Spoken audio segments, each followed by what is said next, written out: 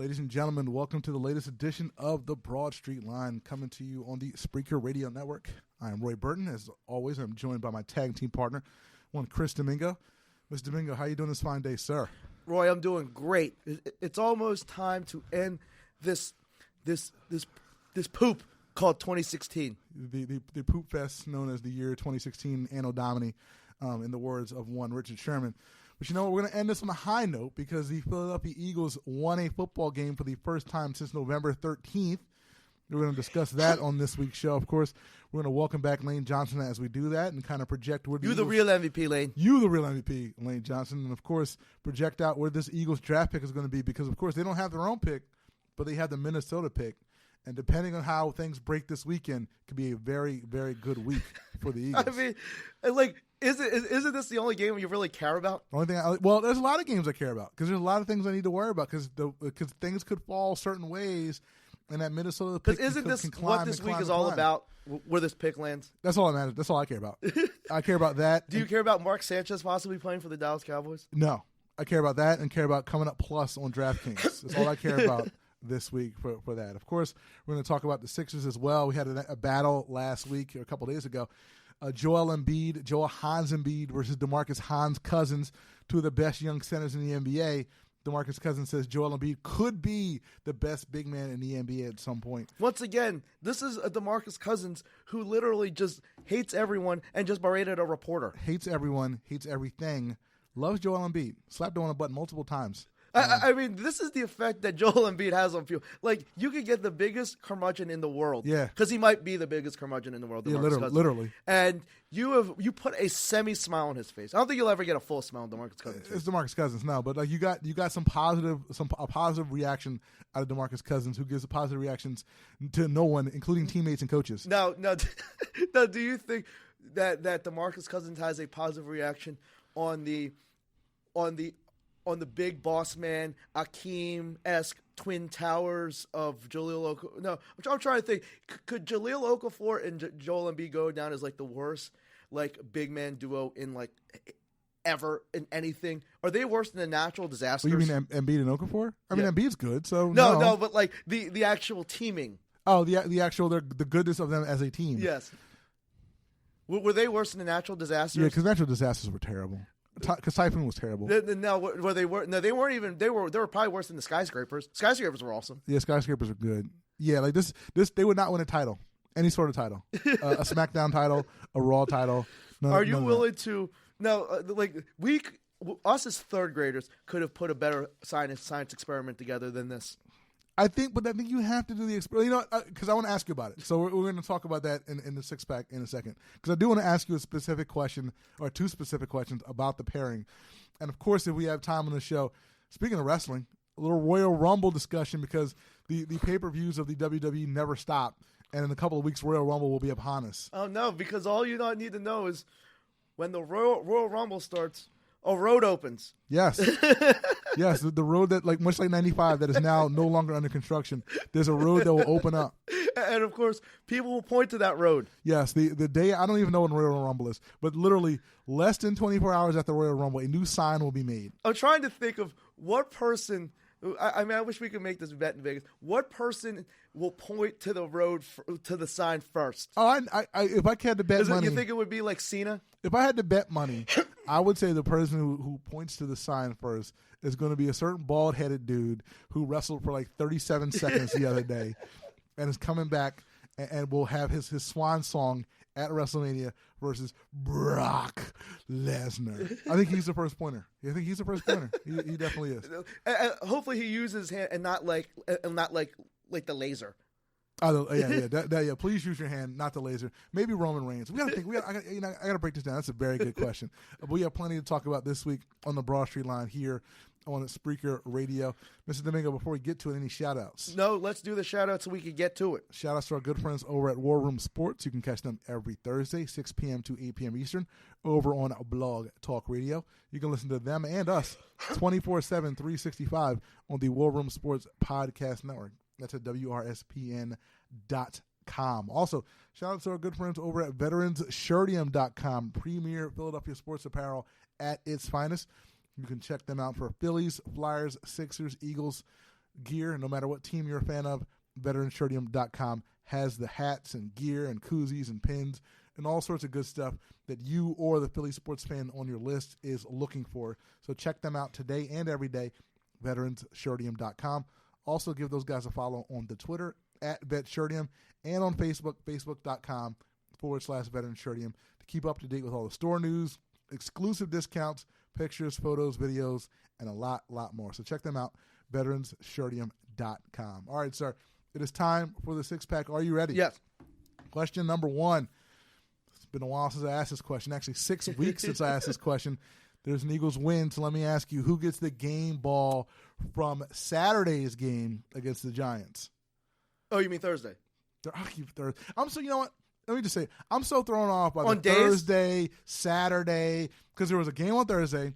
There was most games were on Saturday. There were 2 games on Sunday. Then there was a game on Monday. Oh, no. I'm thrown off. No, it took me 2 days to get back to, like, because for some reason I don't like when, like, Christmas Eve is on Saturday. Like, I Really? mean, it's weird because, like, Christmas Eve feels like it's a Sunday thing. Right. Like, I mean, and then Christmas is on a Sunday. And I was like, I'm so thrown off. And when there was football on every day, I'm Yeah, like, football's every day. It was every day. all right, but I'm sorry. the MVP Thursday's of game. Thursday Excuse me.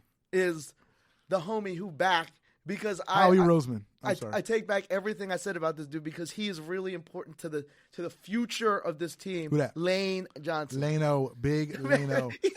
He's really big and he's really good and he's really fast. Eagles 4-1 when Lane Johnson plays a snap this year, ladies and gentlemen. Blowing up dudes in the run game. Blowing up.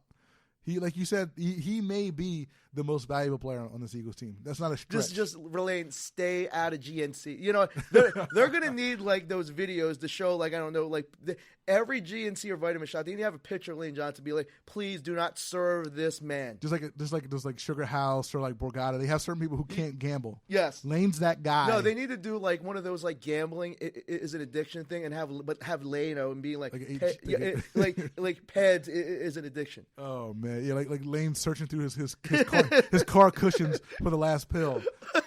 You know, oh man, I missed my daughter's birthday party. But man, like this is but. You don't want to do the what if because even with Lane Johnson, they're not even that good. But I mean, they probably would have won a couple extra games. They probably would have been in the playoff hunt for a week longer, maybe. Yeah, but it's nice to know that. I mean, you got he's a cornerstone. Yeah, and you don't have too many of them. No, you don't. He is one of the guys that you're going to build or be part of the foundation that will surround Carson Wentz. And speaking of Carson Wentz.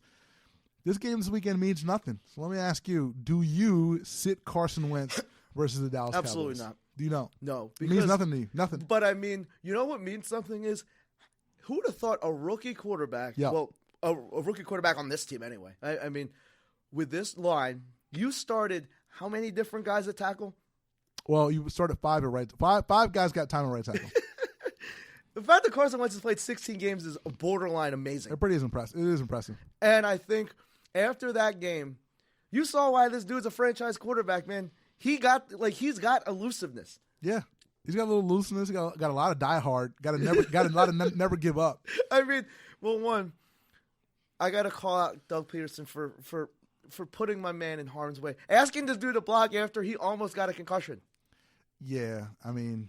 I mean, I know it's die hard, but isn't, like, this is die hard stupidly. Yeah, like, don't, like, you can be smart with those kind of things. Like, maybe.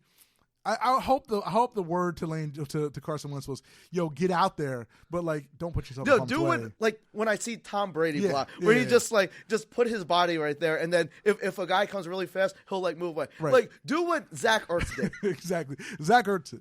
Don't be the Cowboys punter, and or be like the guy who got that. Oh my God, did you see when that Seahawks punter got blown up?